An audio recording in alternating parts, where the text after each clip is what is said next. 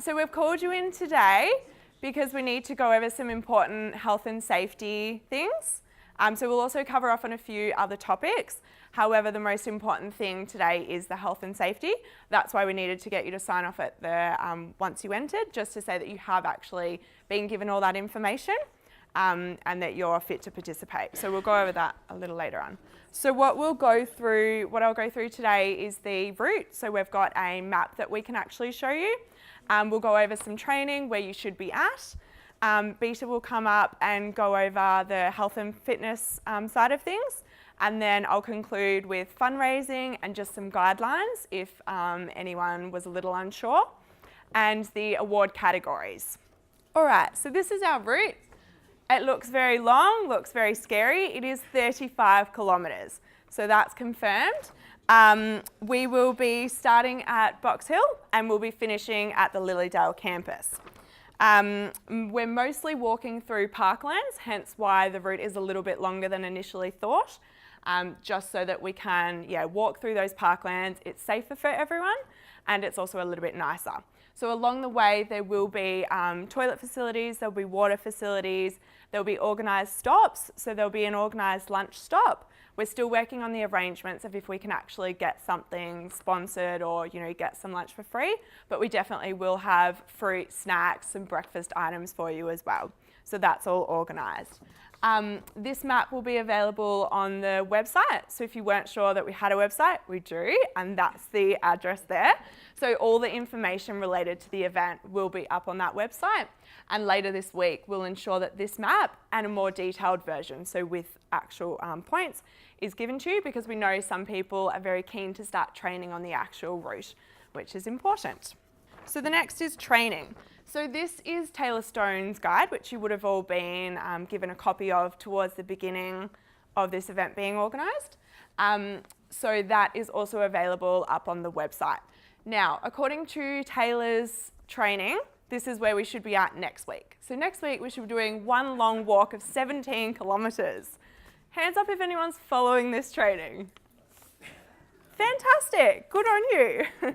All right, now if you're not following this training, that's okay, but the most important thing is that you are doing some form of exercise or walks. So it's very important to try and incorporate some long walks into your training to ensure that you do successfully complete this walk. So it is a challenging walk. 35 kilometres is a long walk, as you're all aware, but practicing doing long distances will help you on the day and make sure that you're not too sore the next day.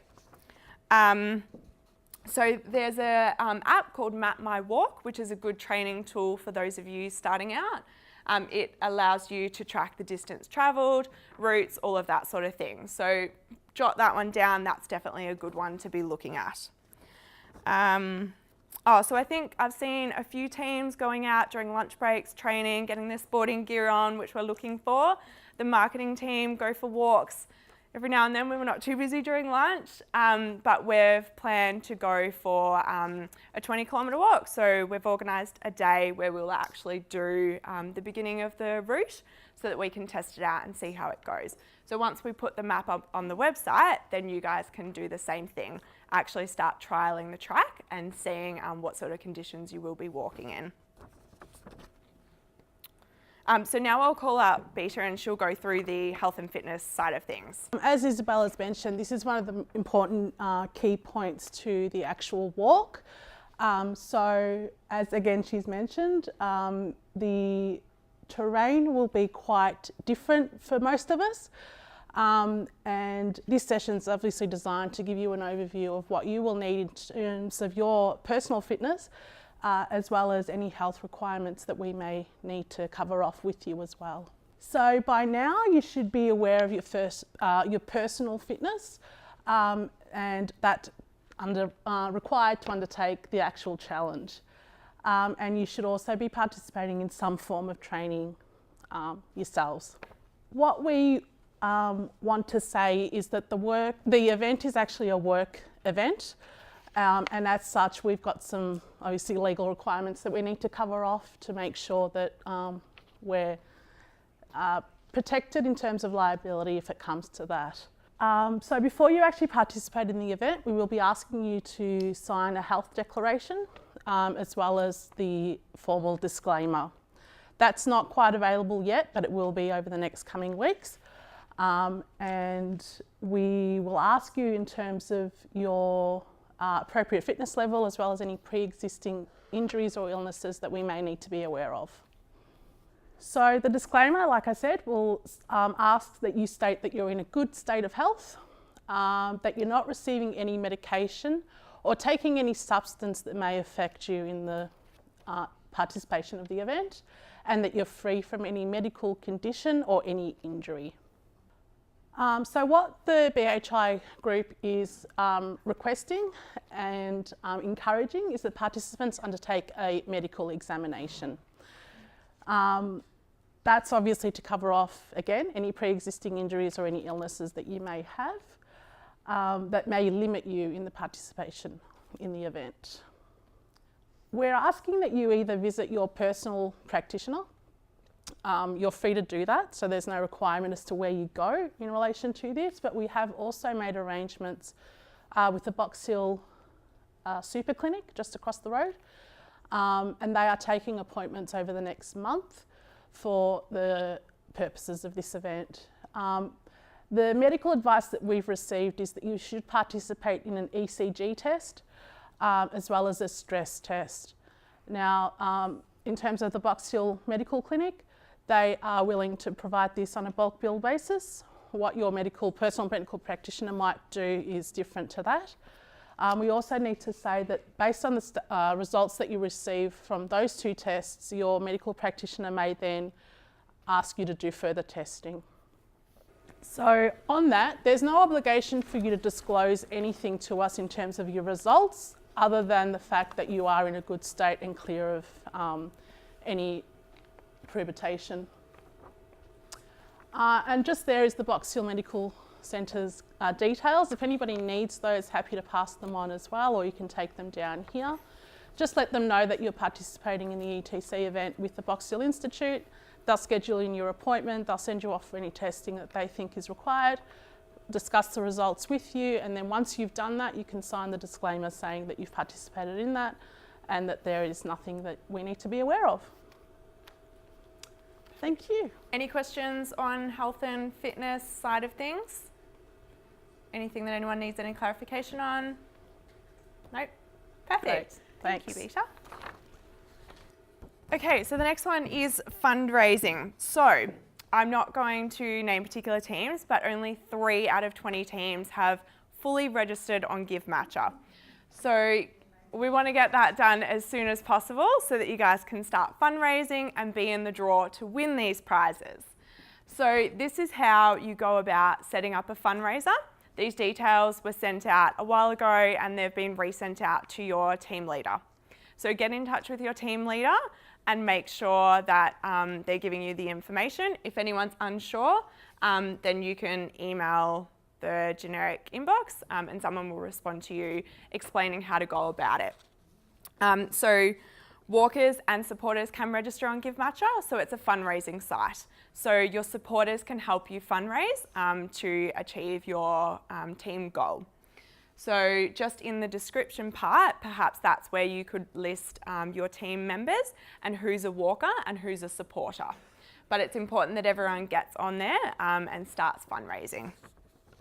So down the bottom, just if you're not sure whose team you're on or how to go about any of this or just confused about anything really, that's our email. So it's etc@boxhill.edu.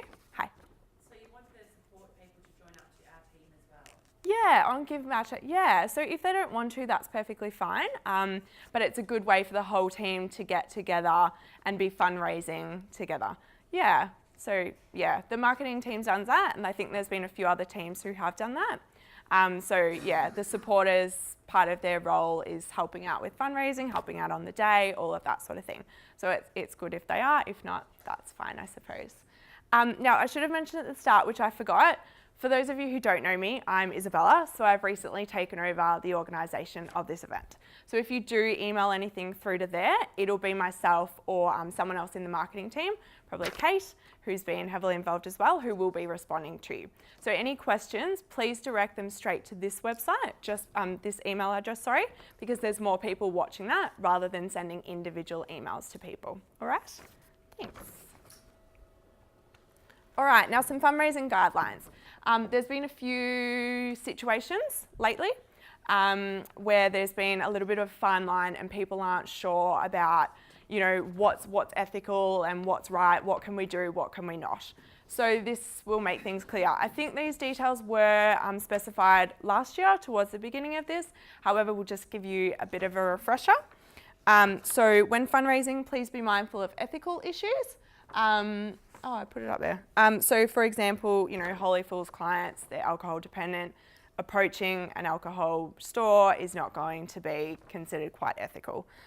If you're not sure, contact a manager, but just use common sense in this situation. It's a Box Hill run event. However, you need to approach companies in a personal capacity. So if Box Hill has a relationship with a particular company, you need to hold a personal relationship with them to approach them. So an easy way to know what's in line with the guidelines, or if this fundraising tactic that you've thought of is appropriate, is to ask yourself, do all teams have access to this? That's the easiest way, I think, that you'll be able to determine whether that's fair for everyone. So an example that I could suggest is the canteen team. So the canteen staff decide that they're going to ask everyone if they'd like to pay an extra $1 for their item, which will go to the fundraising purposes. Does everybody have access to that? Probably not. So that's something where it's an advantage for them, but if everybody doesn't have that advantage, then it's probably not quite fair. So just keep that in mind. I know it's hard to draw the line because it is a Box Hill run event. However, you're fundraising for yourself. So I know there is a fine line there and it is a little bit difficult to know what's right and what's not, but we're just trying to keep it fair for all teams and make sure that, you know, it's not looking as if it's a favour for future business. So if you're contacting a company that then we have to do something for them later on. So just keep it in mind. If you're not sure, ask your manager, or again, give one of us a call or email the address and we'll let you know. Okay, lastly is the awards. So prizes will be sourced and given out at the at Lilydale, so at the end of the event, and some of the larger prizes will actually be announced and given out at the Student and Staff of the Year Awards. So they are big things. So there'll be a prize for the winning team. So all team members must cross the line. So I think initially we talked about 4 people in a team, so your time will be based on the 4 first people to finish. However, to be the winning team, all team members must complete the race.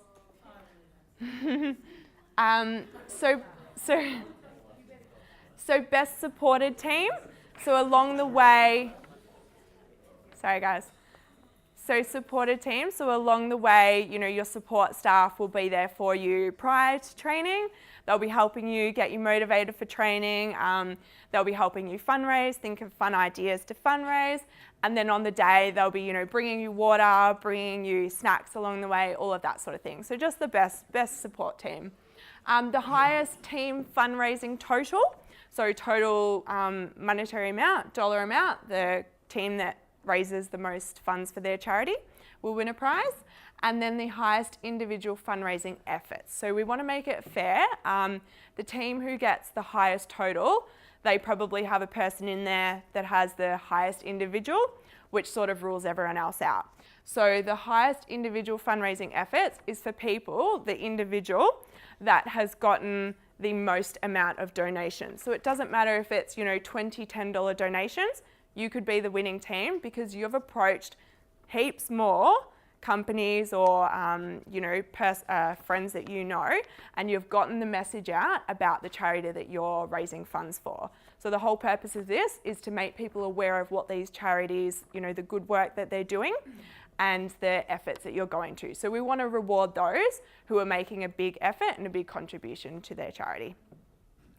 Best team outfits, including support teams. So I know people are talking about team colours, team outfits, fun things to wear on the day, all of that sort of thing. We'll have an award for that. And lastly, most creative team training photo. So start your training, start taking some fun photos, send them through the email, and we'll judge those and announce a winner. Who's going to do the judging of the last two? Yeah. We were still discussing that. So the question was just who's going to judge all of these, and we'll still work out those arrangements just so that it's obviously fair and ethical for everyone.